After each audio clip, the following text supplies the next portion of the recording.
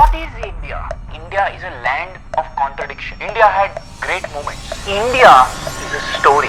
India is moving extremely fast. Every single thing you thought about the country or the startup or business ecosystem here has changed rapidly over the last 4 or 5 years, and a lot of that change has come specifically in the last 2 years because we've seen several startup successes but also several startup failures. You know, the strange thing about this country and also the most beautiful thing about the country is there will always be one business uncle who's been doing it for 30 years who will come up and say, hey, all these new startups, this, that, all useless. This is the way to do business. And he'll show you some very old school dhanda. At the same time, there'll be one extremely forward-looking fintech entrepreneur who will say that, hey, I'm going to build this app and next week I'm going to have 1 billion users and I'm going to be mega rich. At the same time, India disappoints both of these people equally. According to this tweet by Didi, India's growth story is precarious. Both the optimists and the pessimists are disappointed. But what I really like is over the last 2-3 years, the Indian startup and business ecosystem has gone from one of showmanship and ego and oh, I know better, to one of truth seeking, which is as a community, we're all getting together and we're kind of trying to figure out maybe the dhanda uncle has some valid points and the futuristic tech entrepreneur also has some valid points. Because India is this weird mishmash of technology and culture and startups and business that we are only starting to understand now. And one piece of that culture is the Indus Valley Report. There is a venture capital firm called Bloom Ventures that every year they release this report called the Indus Valley Report, where they do research and collect as many insights about evolving India. They are able to put it together and then they put it out on the internet for many different entrepreneurs to give their thoughts and viewpoints. I love reading the report every single year. We've covered both the past reports, which have done extremely well on the channel, and we are now going to cover the 2024 edition. Before we begin, I want to give credits to the authors of the report, Sajid Pai, Nachamai Savitri, and Anurag Pagaria. Ladies and gentlemen, welcome to the breakdown of the Indus Valley Report 2024 edition.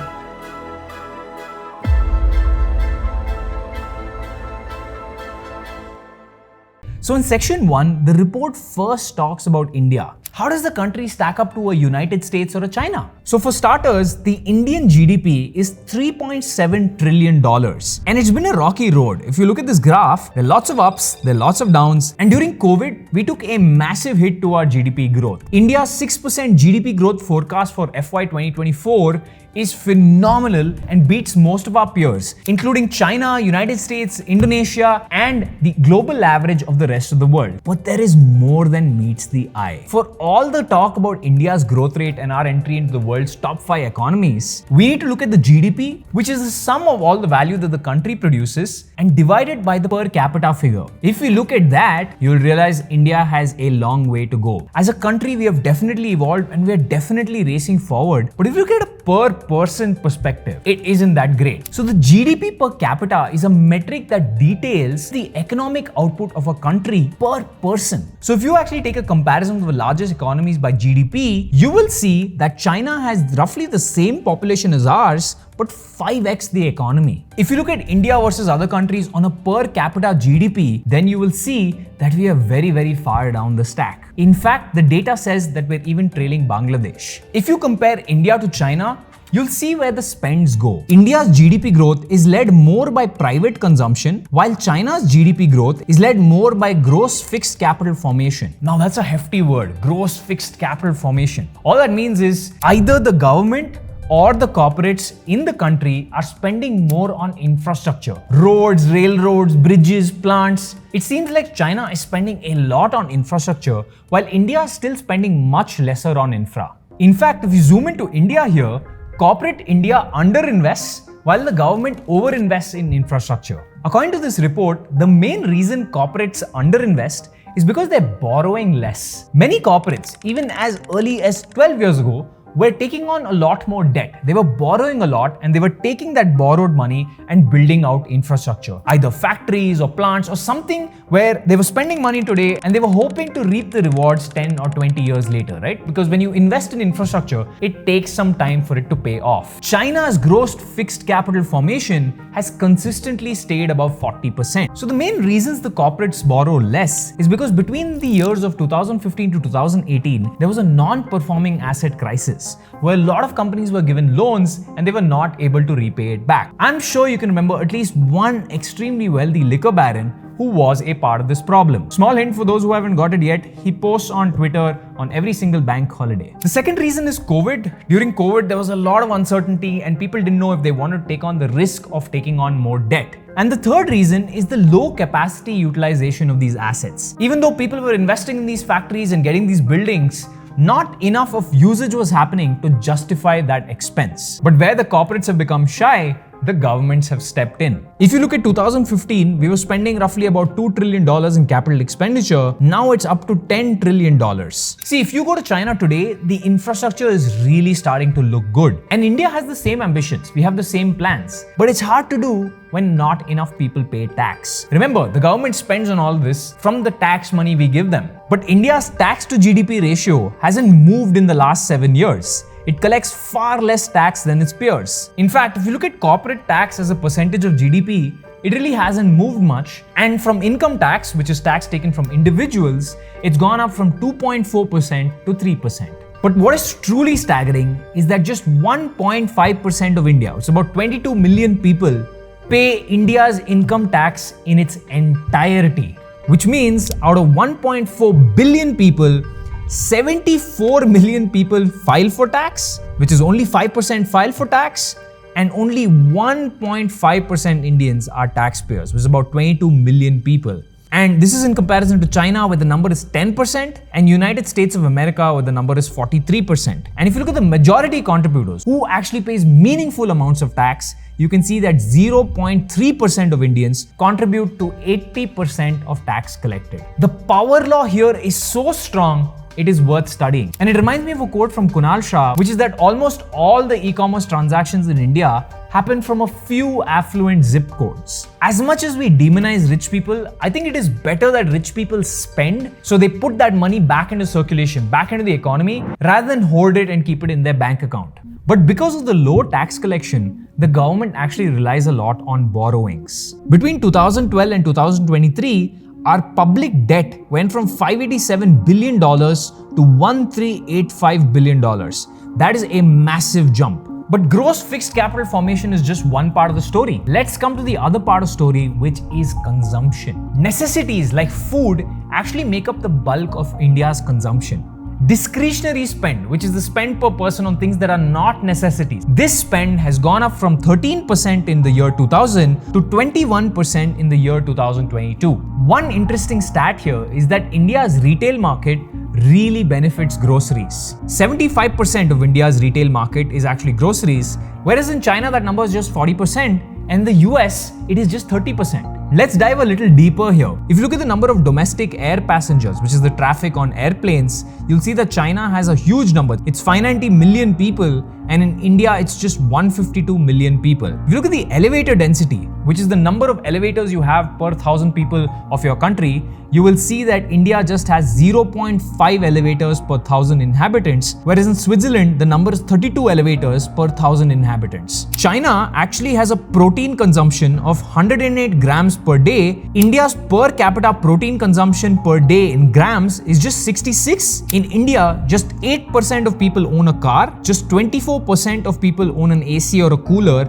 and 38% of people own a refrigerator. The good news is that at least half of Indians own two-wheelers. The reason for this crazy disparity, like I told you, is that India has a very tiny consuming class. We're a large country, but there is a specific section of the country that does most of its spending. According to Goldman Sachs, almost 1.2 billion people in India live on an annual income of less than $5,000, which is roughly 4 lakhs an annum. 112 million people have an income between 4 and 8 lakhs roughly, and 60 million people have an income of over 8 lakhs per annum. In order for you to spend discretionary money, which is money not on necessities, money not on things like groceries, you need to first make money. And it turns out we actually have a very small section of people in the country that actually make any meaningful money. The way Bloom looks at the Indian consumer stack is that we have an India 1, which is the consuming class. It's about 30 million households. They make roughly 12 lakhs an annum. And this is the class that constitutes the market for most startups. Most startups have learned, like I told you, we're all in the process of truth seeking, that if you go after India 2 or India 3, especially if you go after India 3, there is not too much money in there. No matter how much effort, time, money and energy you put, there isn't too much you can do because that customer base doesn't have that much money. The second class is called the aspirant class, which is about 70 million households and about 300 million people, but it's about 2.4 lakhs per capita. And this is the emerging class. They are heavy consumers, and while they do pay, they are reluctant to pay. Media, gaming, edtech, these people tend to spend on a lot more of that, and also a lot of gambling. Because of UPI and autopay, their spending behavior online has started. Like they've started spending on small ticket items online. India 3, and Bloom describes this as the sub-Saharan desert, is unmonetizable users. It's 205 million households, about 1 billion people. They make roughly 80,000 rupees per capita, and India 3 doesn't have the kind of incomes to be able to spend anything on discretionary goods. Almost everyone in the startup ecosystem has agreed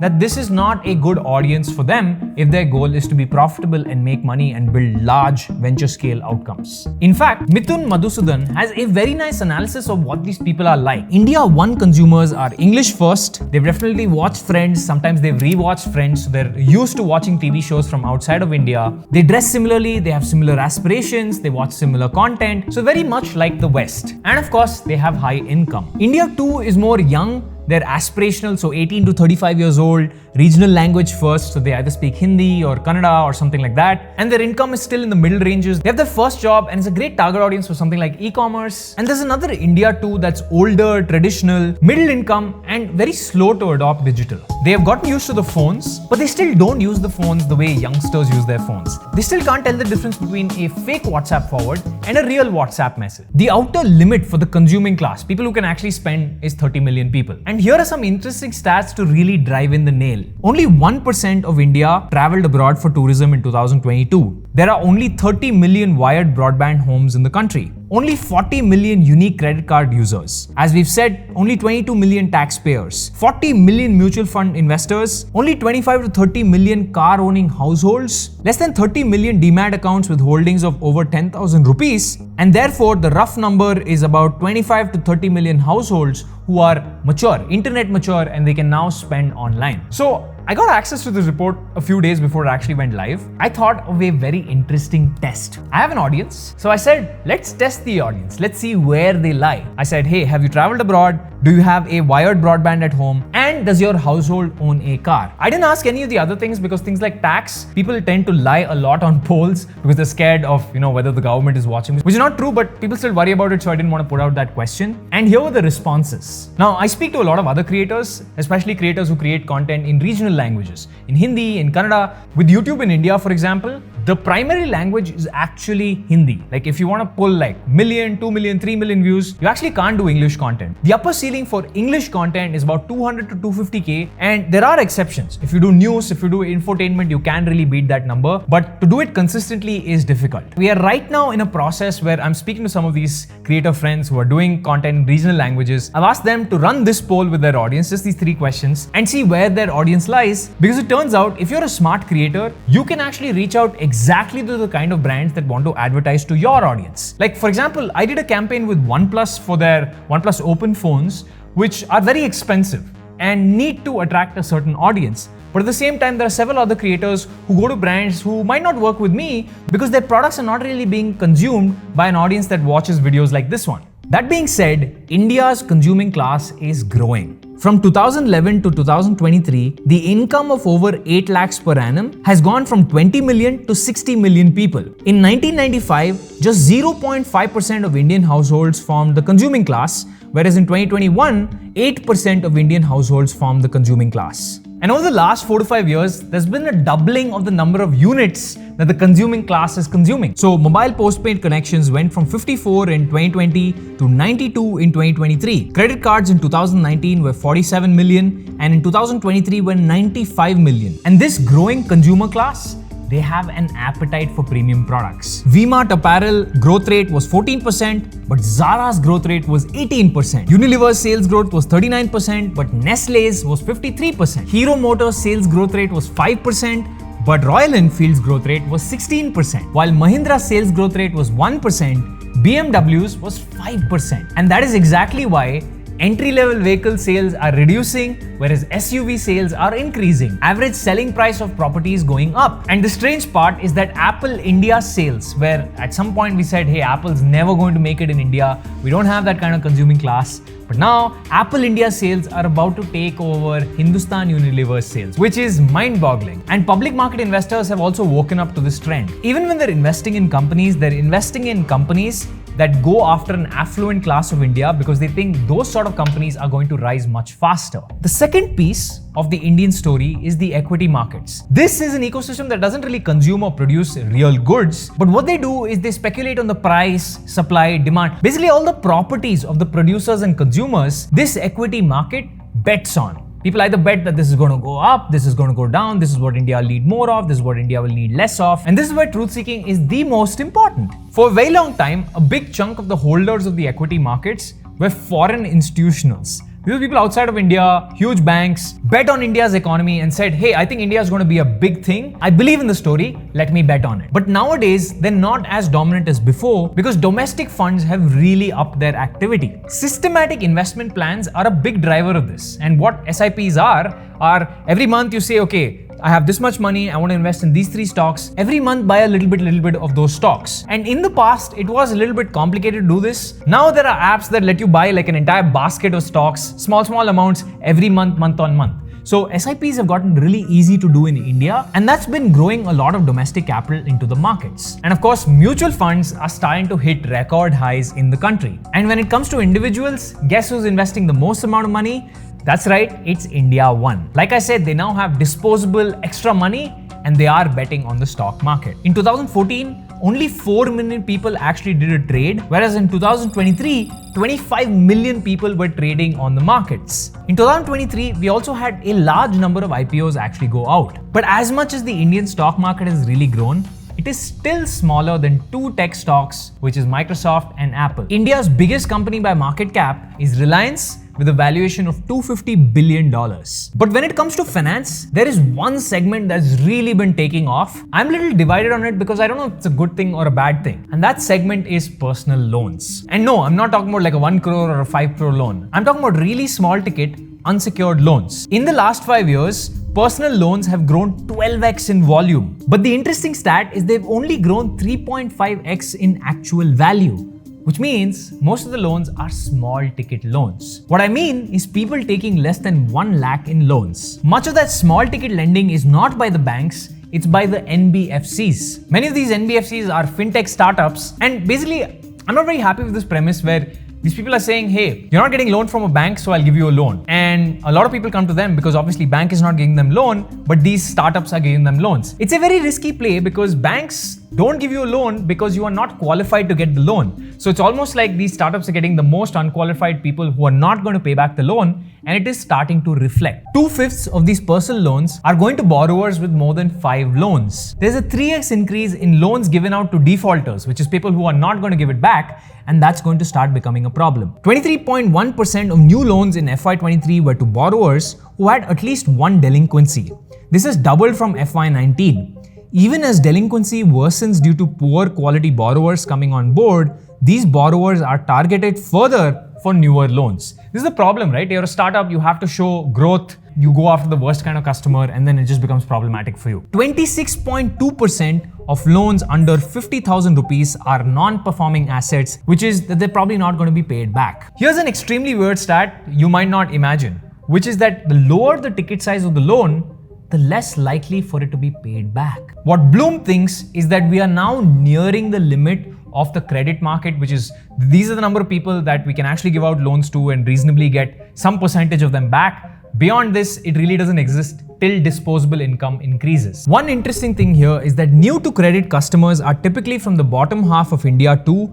They are economically less well off and not used to how credit works and the discipline of having to pay it back. And therefore, RBI is worried. According to Deepak Shenoy, this can also be a problem with too high a concentration of growth in loans and then what they call stacking, which is effectively people taking loans from multiple lenders and then finding it difficult to repay. RBI has actually come up with a few things that actually make it a little harder for lenders to give out money, but it is still a problem. Next let us come to exports. India is actually the largest exporter of human capital in the world. We are the largest migrant country in the world. Indians abroad send back a lot of the money, the highest in fact. This remittance has been growing steadily. We are the second largest diaspora in the US. About a third of engineers and a quarter of scientists in US IT companies are of Indian origin. In the US, the Indian community has the highest incomes of any ethnic groups. But not all migrants actually send money back.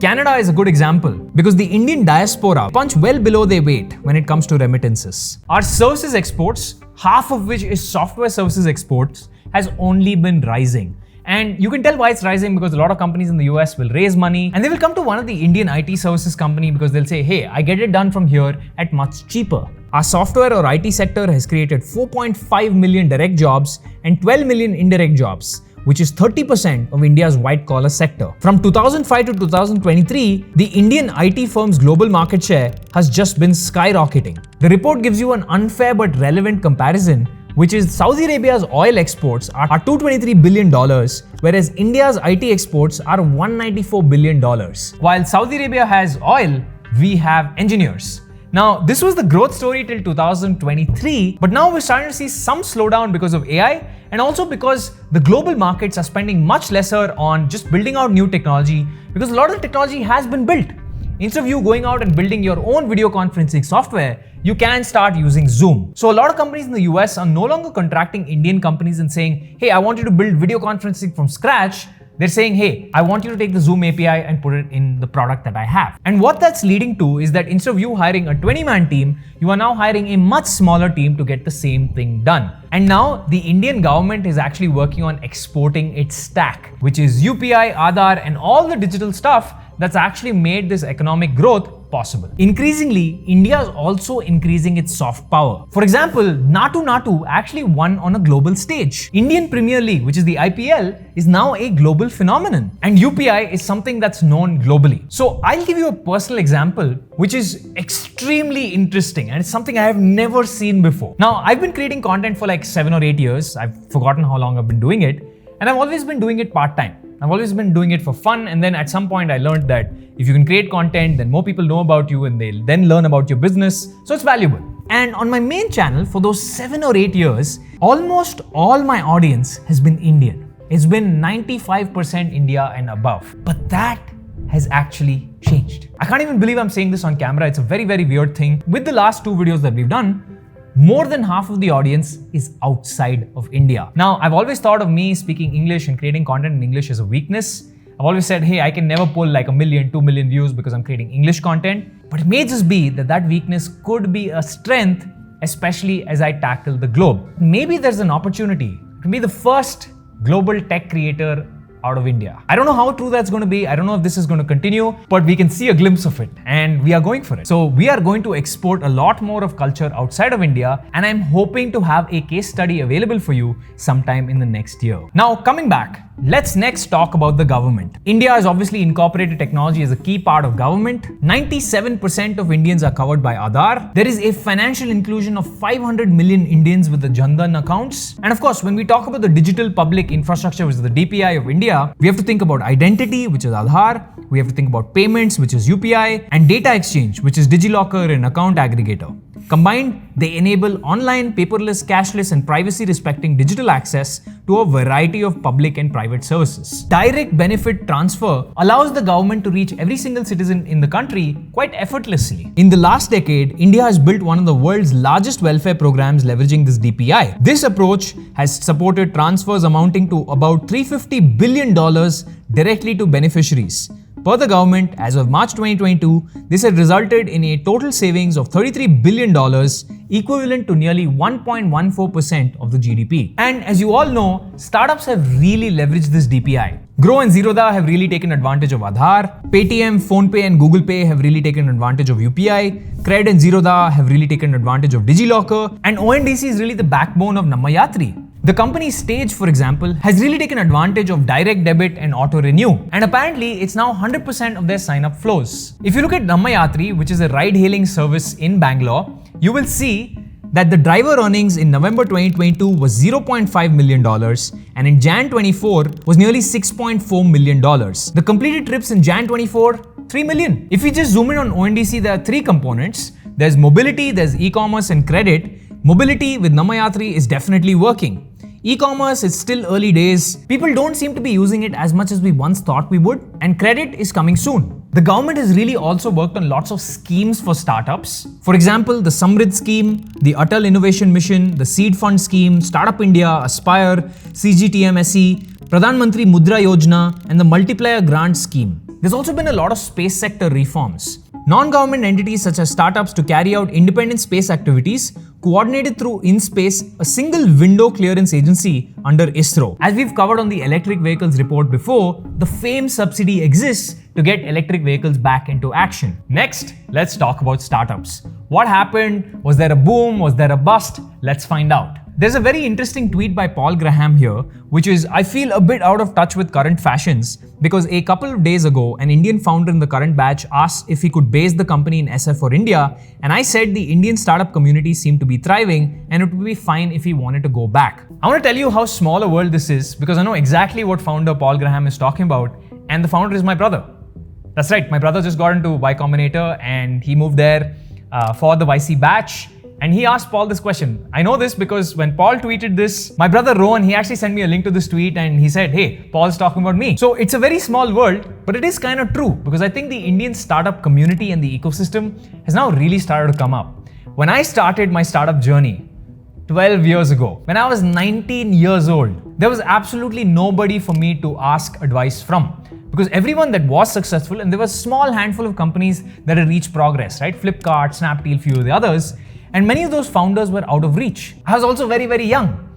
But the cool part in the last 10 years is A, I've got access to many of these people now, and B, I've also been able to contribute back to the community by doing what I do, this. So I think this paid forward, right? Where we get to learn from people's successes, yes, but we also get to learn from their failures, and content really is the mechanism to teach people everything you know. And a lot of founders have started to create content, and I think it's very valuable for the ecosystem because we have now gone from status and ego, like I said, to truth seeking. And part of that truth seeking is venture capital is slowing down. Now, there are many reasons why, and I was speaking to Anshu from Whiteboard Capital a few days ago, and he said something very interesting, which is, it's not that venture capital is slowing down, we're correcting back to the norm because India is really not such a large market where we can have so many billion-dollar outcomes. It's a much smaller market, and if we keep our expectations in check, we would have been very successful. But a lot of people, especially venture capitalists, just let their dreams go wild and also sold that story to a lot of people they were raising money from, and then it became a little bit hard all around. But the truth is, nobody really knew, and in 2021, everyone was really throwing money and also founders were raising an insane amount of money. But you can't really blame anybody because in 2021, the competition for capital and to deploy capital was so intense that everyone made decisions in extreme haste, and we have learned a lot from it. Very expensive learning, but everyone's learned a lot from it. Both the number of deals as well as the total value of deals have dropped significantly, over 60%. Late stage funding has really taken a hit because while the IPOs have happened and it's been very exciting, they've not matched expectations. There are three important notes from the seed market, which is that number one, the seed market is active, but it's slow. The second thing is that first-time founders didn't get as much love as in previous years from seed funds, which is a couple of years ago, investors would bet on a very, very fresh founder, someone who's 19 or 20 years old and say, go try this crazy idea. Now they're being a little more conservative and they are looking for founders who've done it once or twice. So they have some experience under the belt to know how to spend and how to really make 1 rupee, 2 rupees. And as many of these seed funds are slightly moving ahead and investing more capital but in more second-time founders, there are now new micro VCs who are going after first-time founders. See, the VC space is very weird because you have to make bets that nobody else would make because by the time you know a bet is obvious, it becomes too expensive and there's too much competition. So you kind of have to bet on new founders that nobody else has discovered yet. There have been a bunch of investors who are coming slightly earlier and betting at the idea stage itself and on new founders. What's interesting is that the Series A, Series B rounds, there's no FOMO. In 2021, there's a lot of FOMO, fear of missing out, right? Like, oh, if I don't invest, somebody else will invest. I don't know if this is a cool deal, etc. And a top founder once told me that the reason you want to raise the most amount of money from India and try to be as visible and try to raise money even if you don't need it is because a lot of crossover funds who come from outside of India, they look at a market and they say, who is the number one player and the number two player in this? They choose from one of these two and they just bet on one, right? These are funds from outside. So it's kind of signaling, right, to show the world that you're the biggest animal and you should invest more in that big animal. It's very interesting, but at the same time, that has probably disappeared because there's no FOMO. People are taking their time. Most unicorns now have gone from grow at all costs, spend at all costs mentality to coming back to, hey, we've got to figure out what the business is, what the profit margins is. Like I told you, you want the old dhanda to come back into these new technology businesses, and you want some hybrid, which has benefits of both. 2021 star late-stage investors are sitting on the sidelines. They're not investing anymore. The tigers and the softbanks are quiet. They're not in the jungle anymore. And we will see what is to come of them in the next few years. And of course, as the unicorn minting reduces, the number of IPOs has increased. These companies still need money from somewhere to continue to grow and also to give some of the early people, the founders, investors, some liquidity, some cash out.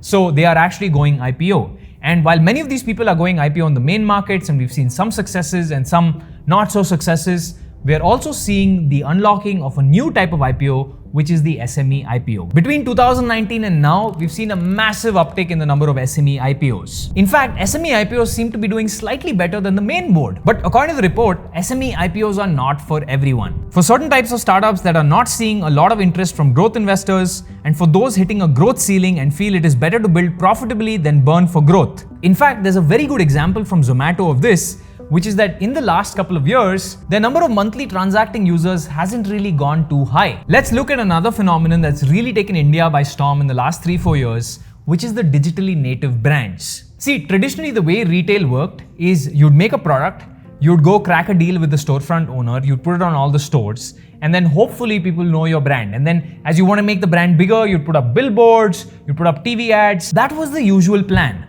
But today's plan has sort of changed, because many of these brands are starting online. These are the brands started by founders that really deeply feel the problem, somebody who really wants to go after the kids market, or somebody who really wants to go after men's wellness. They raise a small amount of money, maybe $1 million, a couple of $1 million. They build out their first product. Usually it's a product from China or something from a well-known manufacturer in India. They package it really, really nicely. They make a very nice box. They hire the best designers. They put up a really nice landing page. They also put the same products on Amazon. Then they get Tanmay Bhatt to come in and write an ad. And then they work with us and start their own YouTube channel. They get to some success. Then they do some influencer marketing campaigns. And before you know it, the company is absolutely rocking. And then they take that product and put it in the storefront. So it's a weird game. We've all realized that with venture capital, at least with direct to consumer, with D2C brands, it's a lot about building a brand. Right? The company part is not as important. The playbook is very, very similar. But the hard part is building a brand. And I'm a big believer that a lot of creators are going to disrupt that space, because once you have an audience, then you don't need to do all that brand building activity, right? You already have an advantage. So we're going to see the rise of creator-driven brands in the next 2 or 3 years. And it is definitely going to disrupt this. Between 2018 and 2022, digital native brands went from 25% of the online retail market to close to 40% of the online retail market. Many of these brands are brands that nobody had heard of, and some of these brands are actually old companies pretending to be new companies. We also saw a lot of IPOs, especially with companies like Mamaearth, where there is now hope for a lot of other people to follow that exact same playbook. The funding market, though, is excellent because a lot of investors know the playbook. They know exactly how much money they can potentially make, and they know exactly what the story is from day one to day end. So when they work with the founder, they say, do this, and then you're done. So the play is already there, and most of these people are just rinsing and repeating the same thing across different verticals. There are 4 reasons why this is working really well in India. Number 1 is a lot of family offices are getting into the mix, because the revenue these companies make, it's not phenomenal. It's not enough for like a venture capital investor sometimes, but it is definitely enough for a lot of family offices to come in and invest. Number 2 is many of these founders are more dhanda focused. They're more like, I'll build a product, this is the margin, this is the unit economics. They run the profit and loss sheets instead of thinking about new technology. They know the technology is commoditized. They know there's no value in the technology. Even their product, they know the next guy can make the same product. He knows the manufacturer also, but I will beat my chest the hardest and I will build the biggest brand better than that person. So many of these people are actually pretty good at that. Third is because there's very good enablers. In the past, to build one of these brands, especially completely online, you have to figure out logistics and shipping, which you might not be good at. But because of companies like ShipRocket, we are now able to build these D2C brands without any of the distractions. And lastly, Shark Tank has really been the traffic spike. Because when one of these brands come on Shark Tank, their brand value goes up, more people know about them. In fact, I made a video on Shark Tank where I said it doesn't even matter whether you raise money or not at Shark Tank, because the fact that you came there and you did something impressive, people walk away remembering you and they order from you. the best kind of funding comes from your customers. Skippy Ice Pops had their revenue increase 40x as a result of Shark Tank. Because like I told you, the product, it's commoditized. Everyone knows how to build the product. The secret is not a secret anymore. But building a brand, it's very tough, and getting on TV is amazing limelight. And if you're in the business of building a brand, then distribution and eyeballs is all you should really care about. And I have a thesis that building products is just getting easier and easier, right? At some point, I can guarantee you there's going to be a company that productizes the entire thing. Everything from the sourcing to the packaging to the warehousing, some company will figure it all out. And they'll come to you and they'll say, you put your sticker on it, you build a brand, we'll do shipping, here's the margins. I think there's going to be a company like that very soon if there already isn't. And all that will matter is your ability to build a brand. But remember, like I told you, a lot of old school brands are pretending to be new age brands. And we've seen a lot of this. Marico, for example, has Coco Soul, Pure Sense, Fitify, ITC has Dermafique, Reliance has Avasa, Netplay, DNMX, Team Spirit. They're all trying to create brands that don't associate with the parent brand. They're like, hey, we're cool, we're different. And it's probably in a different office, different team, different packaging. And the play here is to not really tell the world that's all owned by the same brand. Madura Fashion was one of the first few companies, Aditya Birla was one of the first few companies I know of in India that actually did this multi-brand strategy where they had a bunch of clothing brands, but the average consumer in India did not know that all these different clothing brands were actually owned by the same company. One interesting insight is that quick commerce has actually become very useful for many of these brands. Like that tweet from Kunal Shah where he said that almost all of your spending is from some affluent zip codes. Many of those people are very impatient and they don't want to wait 1 or 2 days for their package to arrive. They want their package to arrive in the next 30 minutes. And it mostly arrives through Q-commerce companies like Zepto or Instamart or Blinkit, and right now, Blinkit is in the lead. In fact, this post from Shantanu from the Bombay Shaving Club is pretty insightful. He said that recently he had a day where Blinkit sold more than Amazon. 2 years ago, it was 0. A year back, 10% of Amazon. Even today, it's significantly lesser, but this one day was prophetic. That's why quick commerce is really shifting, because on Blinkit, you can now do things like order an electric kettle. And I'm very sure the unit economics of those products make far more sense than groceries which have a 1-week expiry. India is now the largest smartwatch market by measure of volumes. And not just that, Boat has climbed the ranks to become the world's second largest wearables brand by shipment volume, overtaking the likes of Samsung. And of course, we've started seeing a wave of smart appliances at home. We've seen Atomberg, the fans. We're also starting to see a lot of innovation in cooking. And with AI coming out, I think this is going to be very fantastic technology that we're going to be able to buy. And it's actually going to be fairly smart. It's going to be able to do the thing that you wanted to do without too much manual intervention. And more importantly, it'll be personalized. It will know what you want and what you like. Lastly, many of these digitally native brands are going global, with companies like The Minimalist selling their line of clinical skincare products with Sephora in the UK and are now on the path to expansion in Vietnam, Singapore and Australia. Lenskart, for example, has already expanded to UAE and Singapore. One last important point from the deck is that India's hallmark space missions have been conducted on budgets of less than $100 million. In comparison, the cost of a Boeing 737 MAX is $138 million. So we are an extremely frugal but yet ambitious country that wants to go after space at much lower budgets. Now, if you're still with me all the way towards the ending of this video, I have a simple request for you. Make sure you share this. You don't have to like it. I mean, you can like it. You should like it if you really want to. You should definitely leave a comment if you can. But what I'd really like is if you can share it with everybody who needs to know a little more about India, but just doesn't have the time to go read a report and understand it. I put in a lot of effort into this, and of course, go definitely follow the Bloom Ventures folks on Twitter, because they've also put in a lot of effort doing the research and the analysis for this. It's been exhausting. I've been shooting this for like 2.5 hours, lots of cuts. We'll probably have to clip it together, but that's it for me. Make sure you follow Breakdown. Bye.